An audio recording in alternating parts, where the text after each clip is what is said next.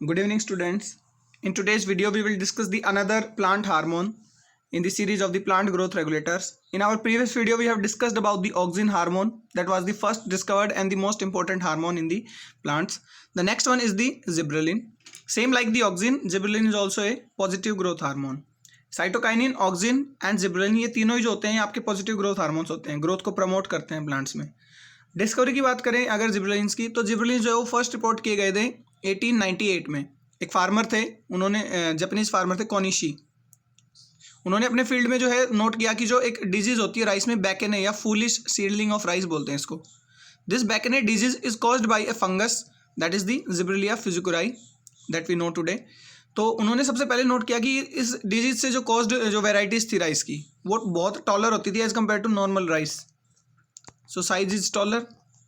Second thing, they are divide of the fruits and the flowers. Sterile होते थे, sorry flowers होंगे but sterile होते थे और फ्रूट्स नहीं बनते थे, बिकॉज स्टेराइल है आपके फ्रूट्स भी नहीं बनेंगे। तो स्टेराइलेशन और जो ये है फ्रूट नहीं बनना, ये तो होता था फंगस की वजह से। और जो टॉल ग्रो करती थी वो होती थी आपकी क्योंकि उस फंगस में एक हार्मोन होता था that is the gibberellin.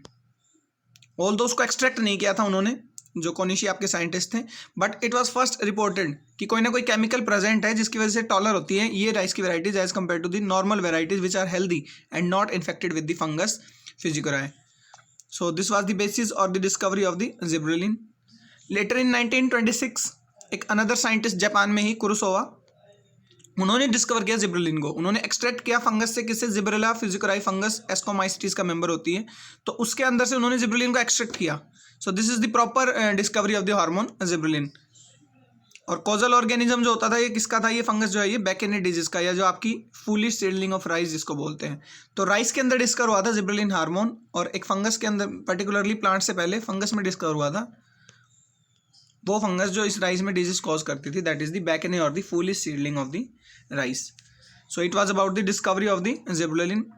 In 1935 Yabuta and Sumiki, these are the another scientist, जिन्होंने जो है जिब्रेलिन ए और जिब्रेलिन बी फॉर्म डिस्कवर की। जिब्रेलिन ए जो होती है मोस्ट अबंडेंट या नेचुरल फॉर्म होती है प्लांट्स के अंदर। जिब्रेलिन की टोटल 2 फॉर्म्स होती हैं प्लांट्स में, gibberellin 20 carbon and gibberellin 19 carbon. 20 carbon के जो जिब्रेलिन होते हैं वो इनएक्टिव होते हैं, तो पहले उन्हें चेंज होना पड़ता है Z19 या 19 कार्बन के जिब्रेलिन हार्मोन्स में, और एंजाइम होता है GA20 ऑक्सीडेज। ये हार्मोन जो है ये एक्टिवेट कराता है G20 फॉर्म को two changes into the G19 form. सबसे जो है डाइवर्स क्लास है प्लांट्स में gibberellin hormone, plant growth regulator की सबसे ज़्यादा जो हार्मोन है वो जिब्रेलिन ही पाए जाते हैं। अप्रॉक्सीमेटली 136 तक जिब्रेलिन होते हैं टोटल, ठीक है, फंगस या सारी सब कुछ मिला के टोटल 136 वेराइटीज़ हैं। किसी भी सिंगल प्लांट में 70 वेराइटीज़ तक हो सकती हैं, GA1 GA2 GA70 इस तरह से हम रिप्रेजेंट करते हैं। तो इन 70 वेराइटीज़ में भी GA3 जो होता है इसको जिब्रेलिक एसिड भी बोलते हैं, GA3 को हम जिब्रेलिक एसिड बोलते हैं, ये सबसे ज़्यादा कॉमन होती है, ठीक है। इसके अलावा GA1 भी बहुत कॉमन होती है, GA1 form. So it was the discovery of the gibberellin and there are 2 forms, the G19 and the G20. Gibberellin 19s or the 19 carbon gibberellins are the active forms, whereas these are the inactive forms. Among the active forms, the GA3 is the most abundant, GA1 is also common, and there may be up to 70 forms. And total 136 of the gibberellin varieties are present in the plant kingdom as well as the fungal or the fungus kingdom. So chemical nature बात करते हैं gibberellins का। Chemically gibberellins जो होते हैं वो डाइटर्पीन्स होते हैं। टर्पीन्स जो होते हैं वो आपके प्लांट्स के सेकेंडरी मेटाबोलाइट्स होते हैं, but particularly the gibberellin terpenes और द डाइटर्पीन्स ये आपके प्राइमरी मेटाबोलाइट है, बिकॉज ये डायरेक्ट यूजफुल है प्लांट के लिए, because it is acting like a plant growth regulator. Secondary metabolites को प्लांट डायरेक्ट यूज नहीं करता, प्रोटेक्शन के लिए या किसी और वर्क के लिए यूज करते हैं। ये प्राइमरी मेटाबोलाइट्स हैं जो डाइटर्पीन्स होते हैं। तो केमिकल नेचर होता है इनका, ये डाइटर्पीन्स हैं। सिंथेसाइज जो होते हैं ये पेंटेनॉइड पाथवे के थ्रू होते हैं, टर्पिनॉइड पाथवे के थ्रू, सॉरी। टर्पिनॉइड पाथवे जो होता है वो होता है आपका प्लास्टिड्स में, ER में एंड साइटोप्लाज्म में। हमने सिंथेसिस पढ़ना नहीं है, केवल एक बेसिक्स पढ़ेंगे कि सिंथेसाइज होते कहाँ से हैं। एक प्रिकर्सर मॉलिक्यूल होता है आपका IPP।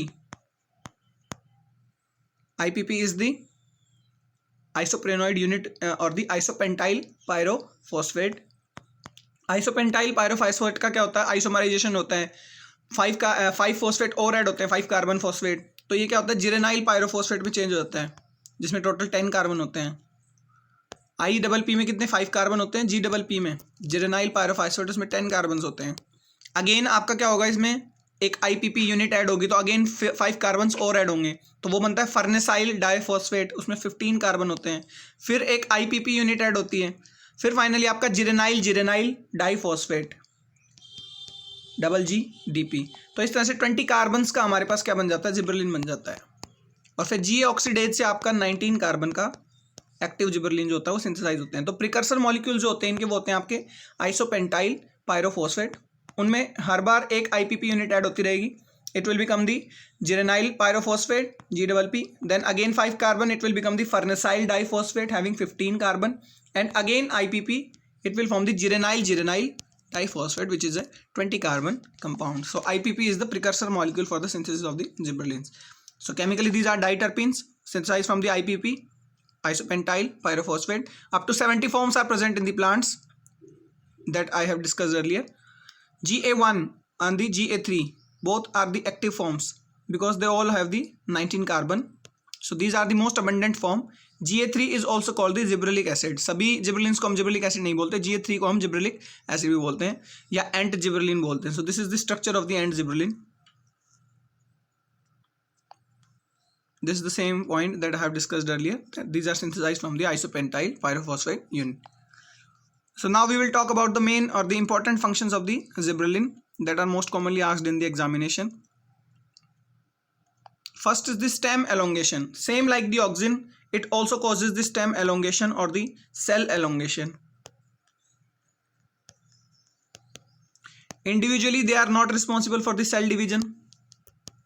Same like the auxin does not form the cells, new cells, or does not participate in the cell division directly like the cytokinin. जो cytokinin हार्मोन होता है वो डायरेक्ट सेल डिवीजन करता है।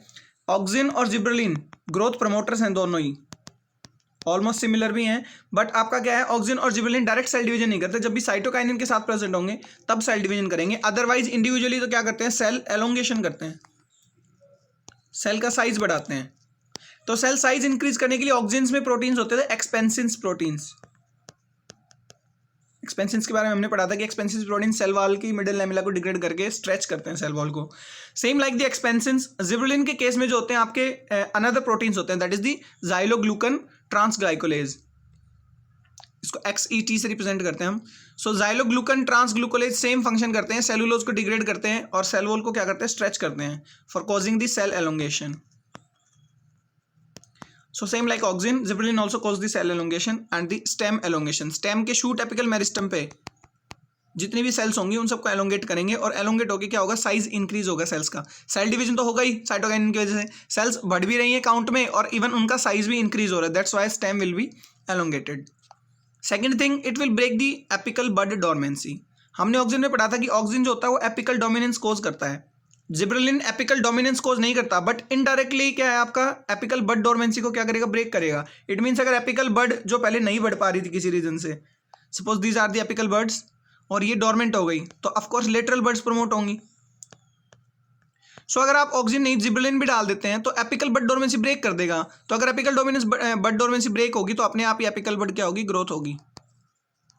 सो directly it will not cause the apical dominance, but indirectly it causes the apical dominance somehow because it is breaking the apical bud dormancy। और ये जो apical bud जो dormant हो जाती हैं, जो ग्रोथ होने से रुक जाती है, वो होती है डॉर्मिन हार्मोन की वजह से। डॉर्मिन को ABA भी बोलते हैं। एब्सिसिक एसिड जो कि एक नेगेटिव ग्रोथ रेगुलेटर है, जो नेगेटिव ग्रोथ कोज करता है, क्योंकि देखो बढ़ने नहीं दे रहा प्लांट को। जब ABA यहाँ पे प्रेजेंट होता है तो उस ABA के इफेक्ट को क्या करता है, ओवरकम करता है जिब्रेलिन। और ABA जो कि बढ़ने से रोक रहा था एपिकल बड को, उसको जैसे ही ओवरकम किया तो इट विल एलोंगेट और आपका एपिकल डोमिनेंस भी होगा, फिर एपिकल बड्स ही प्रमोट होंगी। So this is the another function of the gibberellin. Flowering cause करता है सम लॉन्ग डे प्लांट्स में, it is a very important function that we have discussed in the photoperiodism also. Even florigen में या वर्निलन में भी जो आपका component है वो जिब्रेलिन होता है।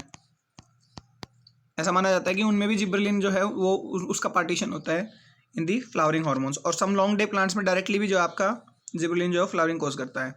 सेक्स डिटर्मिनेशन करता है same like the auxin. Auxin was promoting the feminism, female flowers को जो तो प्रमोट करते थे. यहाँ पे उल्टा ये मेल फ्लावर्स को प्रमोट करता है. Some dicot plants like cucumber, spinach, इन सब में जो है आपका, या कुछ मोनोकोट प्लांट्स लाइक मेज, इनमें ये क्या करता है जो है मेल फ्लावर को प्रमोट करता है इन डाइकोट प्लांट्स में. और मोनोकोट प्लांट्स लाइक मेज, इनमें ये फीमेल फ्लावर्स को प्रमोट करता है फॉर्मेशन को. सो ऑक्सिन की तरह ये भी सेक्स फॉर डिटर्मिनेशन में भी हेल्प कर सकता है. Same like the auxin because it is also positive growth hormone. Seed germination को प्रमोट करता है, ना कि सीड डोरमेंसी को. सीड को जर्मिनेट करने में हेल्प करेंगे, उसको डोरमेंट स्टेज से ओवरकम करेंगे. जबकि negative hormone like AB, abscisic acid जो होता है वो डोरमेंट स्टेज में रखेगा सीड को. ये भी पार्थेनोकार्पी में यूजफुल है but not extend up to auxin. Auxin के जितना नहीं है, लेकिन कुछ फ्रूट्स में अगर हम जिबरेलिन डालते हैं तो उनमें भी सीडलेस फ्रूट्स जो है वो बनाए जा सकते हैं by the process of parthenocarpy. एक इंपॉर्टेंट फंक्शन आता है जिबरेलिन्स का कि ये मोबिलाइजेशन कराते हैं फूड का. स्टोरेज सेल से आपका प्रोवाइड कराते हैं नॉर्मली फूड को. फॉर एग्जांपल स्टार्च की बात करते हैं. सीड्स के अंदर जितना भी स्टार्च या जो स्टोर्ड फूड है उसका ब्रेक डाउन कराते हैं और उसको क्या कराते हैं, अवेलेबल कराते हैं सेल्स को. ठीक है. अल्फा अमाइलेज जो होता है, आपने सुना होगा एक एंजाइम, अल्फा अमाइलेज का मोबिलाइजेशन जो है वो जिबरेलिन के साथ होता है. So it is also a very important function of the gibberellin. Particularly in the sugarcane plant it helps in the pollen germination. Pollens जो होते हैं उनको जर्मिनेट होने में, पॉलन जर्मिनेट करके पॉलन ट्यूब बनाते हैं, तो पॉलन जर्मिनेशन में हेल्प करते हैं ये gibberellin hormones. So these were some functions of the gibberellin hormone जो कि एग्जाम पॉइंट ऑफ व्यू से वेरी इंपॉर्टेंट है. Auxin, gibberellin and cytokinin, these three are the positive growth hormones. These three are equally important, although auxin is most asked hormone in the exams, but still gibberellins and cytokinins are also important. So that's all for today. Have a nice day.